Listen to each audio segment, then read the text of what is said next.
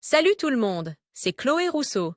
Bienvenue sur ma chaîne où l'on parle d'économie domestique, de nettoyage, de propreté de la maison et d'élimination des tâches. Pensez à vous abonner pour ne rien manquer.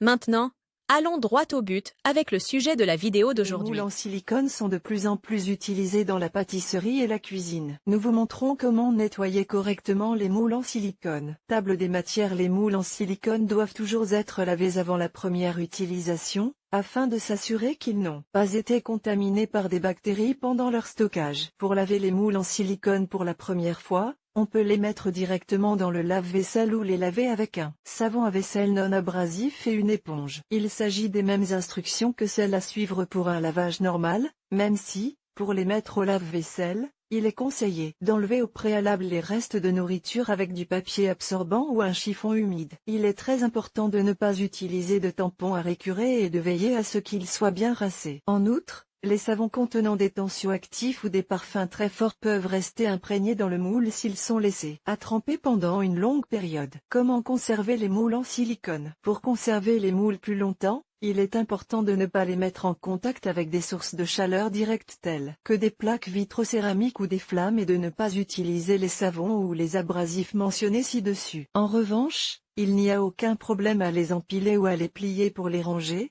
car le silicone est un matériau très souple qui reprend sans problème la forme du moule. Conseil, si vous essuyez rapidement le moule avec un chiffon humide une fois qu'il a été démoulé, vous enlèverez toute la saleté et le moule sera plus facile à nettoyer.